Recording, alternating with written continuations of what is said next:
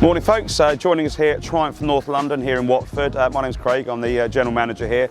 Today I've decided it'd be a great idea if we do a back-to-back review of the Speed Triple RS, Speed Triple RR. Got a very, very experienced biker to my right off camera. I've asked him if he'd like to come in and join me today. Martin has been the Chapter Director of our sister store, Three Rivers. He's been the Chapter Director for 18, 19 years, through and through Harley rider. He's got his Pan America, he's got a Ultra Glide CVO, and he's just bought a bike he's affectionately called Asbo, which is his Lowrider S Stage 4. Quite a lot of power in that one, but this is going to be a big change for him. So we'll go full Martin on a moment and go over some of the stats with him. So what I'm going to start off with though is just showing you a bit. Now I'm 5'7", I've got a 28 inside leg, 830mm seat height on both, slightly affected when you sit on it from the upright bars to the clip-ons. But if we show you here, I started my life on sports bikes, so whilst I'm not flat-footed, I am tiptoeing here, I kind of feel quite comfortable with it. The good thing with both bikes, they're not heavy. 198 kilos wet, 199 kilos wet for the RR, so it's really not a heavy bike. Sitting here now, both feet tiptoes, but what I like to do, put one foot up, my other foot's now virtually flat to the floor, and I feel really comfortable and balanced with this. What we'll do now, Martin, do you want to come and have a look at these, and we'll cover a couple of little points. This is Martin, Chapter Director. What we're going to be going out on today, Martin, 1160cc triple. Yep. 180 PS, which is 177 and a bit horsepower. Weight-wise, as I just mentioned, they're just under the 200 kilos, so very light from what you're used to. A lot of power. Metzeler Racetech tyres, so these are going to warm up quite quickly. You're going to get a lot of feedback through these. A few differences that you haven't been experiencing, well, probably before. I know you've ridden a long while, but yeah, I've ridden Triumphs, but the Triumphs that I've ridden are all twins. So and they were long ago. A couple of years ago. Yeah. Having said perhaps that, as much as 4. Might need Decades. to add a bit more than that. Yeah. But having said that, I have ridden the adventure bikes, both the 1200 and the now 900. So this is going to be the first one on the triple. This, yeah. Okay, cool. So really good thing with the triple, you've got a lovely low down grunt that you're going to recognise from your Harley riding, but then it transitions beautifully through to a really good top end. You've got 320mm discs on the front, twin on both, stopped there with Brembo monoblocks. Yep, when we move up to the bars, it's got the Brembo master cylinder here. This is a radial master cylinder. Now, old school master cylinder used to sit longitudinally across there. Yeah. By having it this way, you create a lot more leverage. Okay. Therefore, a lot more force with less effort. So again, moving that braking performance up a notch. One of the differences between the two, they've both got Öhlins forks. Yep. Both 43mm and both with 120mm of travel. The difference is that's conventional. This is the new school electronic suspension. So this adjusts and adapts while you're riding. So it's going to be really interesting to get that comparison between the two. I suspect this will be slightly more compliant on the road, but we'll see what we feel at the end. Yeah. Next thing, you've got this on your pan. We've got gear shift assist, quick shifter as it used to be called. Yep. It's up and down the gearbox. Really, really good sound on these when you wind it open, but please just remember to keep an eye on the 5-inch TFT display there for your speed. Yes.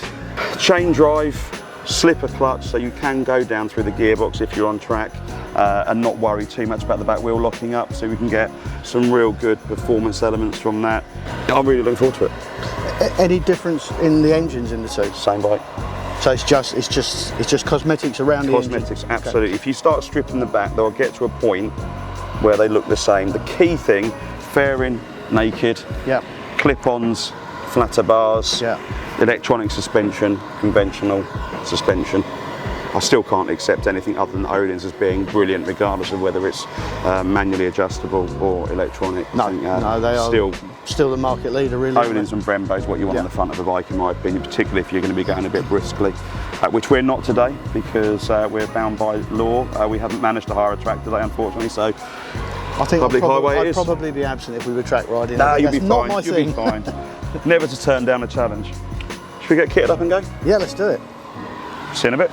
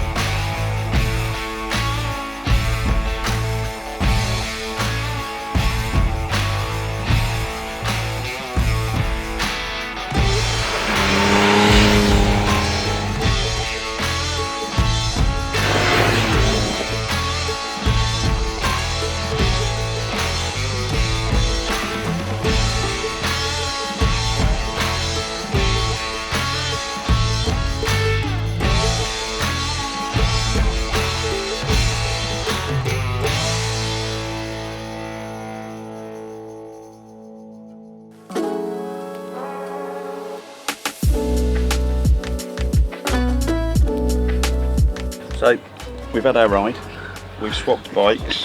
When we swapped bikes, I realised I forgot to tell you about the mode button, and noticed that I'd given you a bike on sport mode.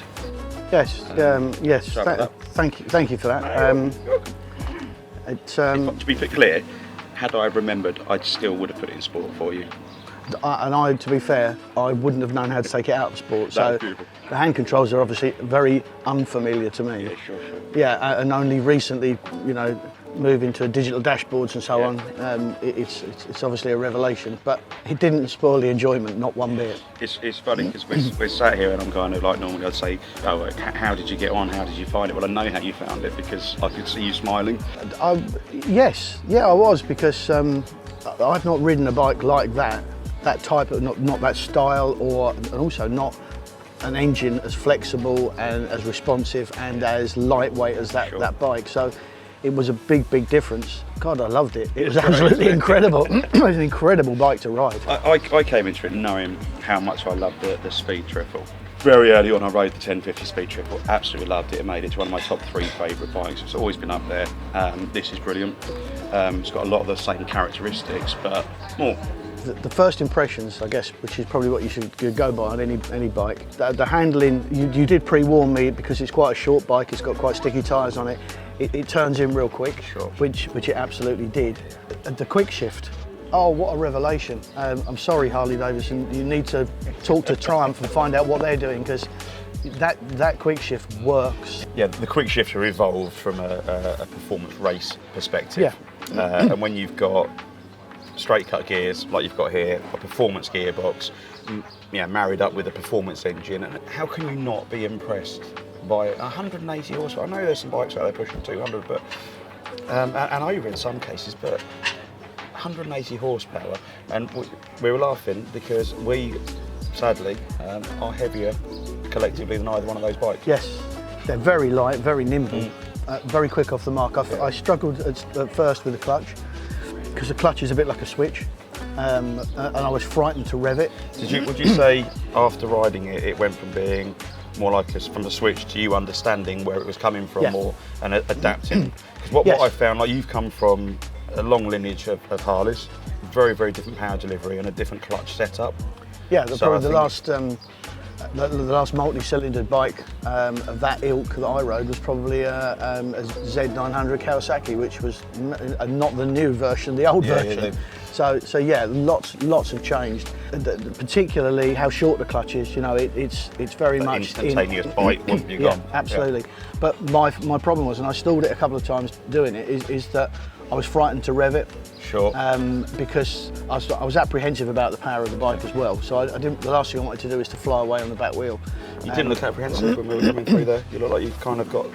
I'd found my mojo then, I think, was the answer. Literally, I don't know how long we've been riding today, probably I don't know. A couple of hours, perhaps, something probably. like that. And I'm absolutely at ease on it now, and comfortable on it. So we swapped, knowing where you'd come from, knowing how you ride. I felt quite apprehensive to put you on the RR, more because I just didn't think you'd enjoy it. I thought you'd find it too much on your wrists. And I've got to say, from my own point of view, I love the RS, and I came into this with a view that, I'd enjoy the RR, but the RS is the one that I love. Yeah. I'm confused now. And we swapped and you rode it, and you said to me that you don't know which one you prefer. No, I think if you put the keys on the table and said, take which one you want, I'd have a hard job picking it. Probably I would go, I'm thinking probably for the RS, but boy, the RR it's so swift. It's effortless is the best thing I can say. It just glides through the bends. I was hoping to find something I could fault it on, that I could just say, I think that should improve or that should improve, but handling superb. Yeah, it turns in beautifully. Those tyres stick to the road. I mean, we are blessed in that we're riding it on a glorious day like today. 27, 28 degrees I saw. Yeah, so the tarmac's nice and warm, the tyres are nice and warm. The only thing that could have made it better would have been less potholes in the roads around Bedfordshire and Hertfordshire. But that's quite an interesting point, actually. So let's cover that, because I didn't notice as much of a difference between the two lots of suspension as I thought I would. I think that's probably where they do differ, is on that really uneven bits. That's where the RR has the edge because of its Yes. electronic suspension. But for most of the ride, I would say that on both bikes, I kind of had the same experience, albeit with a different riding position. Yeah, what I did find really lovely was the fact that you could just knock it down a gear and you could just take the bend at a comfortable speed, and then when you poured the power on coming out of it just pulls and goes, it doesn't just it? goes, yeah. It's really good feedback I found, both under braking and an acceleration, that I Yes. knew what the bike was doing. Phenomenal brakes as well. Absolutely, those brakes, as yeah. you said earlier, brakes absolutely brilliant. You know, we're talking about how effortless they go around bends and how quick they are to respond and all that good stuff. But actually, you know, that's not everybody rides in that way, and not everybody rides like that. You know, people maybe want them for commuter bikes and stuff, and they behave themselves impeccably in traffic as well. Yeah. There's no. You never felt as though you were, you know, sort of out of control at all, or that the engine was too twitchy or anything like that. It was nice and smooth, the power was smooth. But no, I thoroughly enjoyed that. Both bikes that we've got behind us there are our current demos. One of them's about to replace with a new demo. They're available at all of the Lynn sites, but if you want to come along and see what we've experienced today, or this is perhaps on your shopping list, then give us a call. Triumph North London, based in Watford. Give us a shout, ask one of the sales guys there, and they'll book you in. You can come and try one of these bad boys out and see how you get on. And perhaps Martin might be able to get you on bike number 4. I mean, 2 and 2 in the garage works, 2 and 2. Yeah, you've got another year to go, because it's only on my birthday. Well, it doesn't have to be. I don't think the precedent's been fully set. It's only happened 3 times.